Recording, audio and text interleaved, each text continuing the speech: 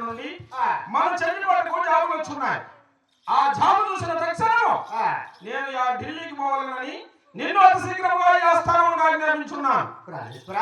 నాకు భార్య దీవెన బ్రహ్మదేవి నుంచి పంపిన క్షేమము ఇలా బాగా వచ్చదా బాబా?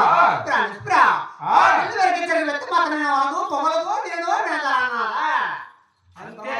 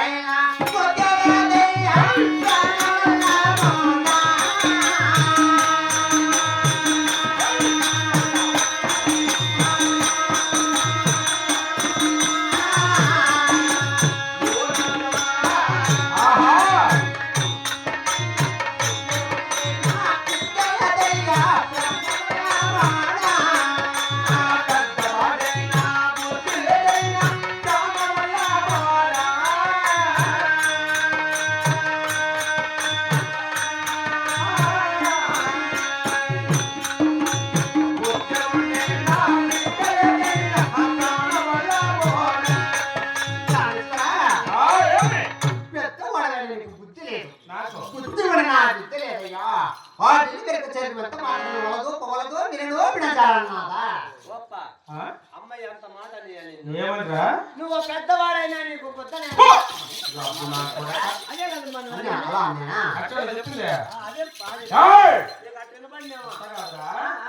పెద్దవాడైనా బుద్ధి లేదు, బుద్ధి ఉండినా విద్య లేదు అంటున్నది.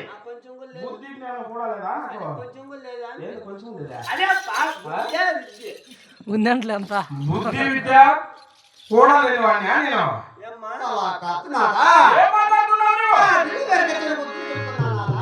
బుద్ధి నువ్వు చెప్తే నేను ఉంటానా? చెప్తున్నా కదా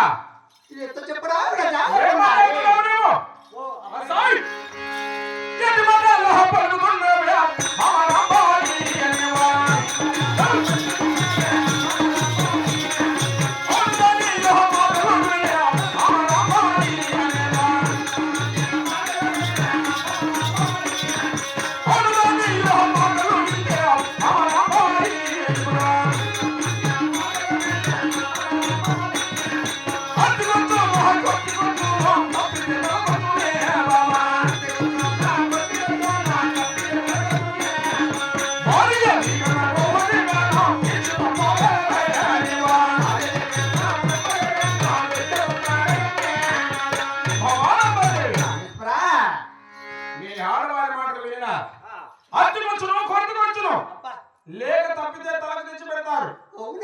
మర్యాదగా డ్రివేర్ కచేరికి నాకు చల్లగా దీవెనిచ్చి పంపేదవా లేదా?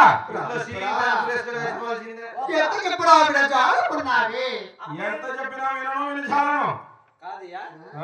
ఆడదాని మాటలంటే అడుతుకొచ్చునో కొత్తుకొచ్చునో తప్పితే తల శీర్షికే వచ్చునంటావే. ఆడవాళ్ళు మాటలు వినకపోయినామనుకో పద్దంటే food cutting night bed cutting వాళ్ళ మాట వినాలి. మనం ఏం చేస్తాం? వినకపోయినామనుకో ఫుడ్ బెడ్ రెండు అందుకని వాళ్ళ మాట వచ్చేసింది వాళ్ళకి. ఇప్పుడు నువ్వన్నీ విను అప్ప మాట రామ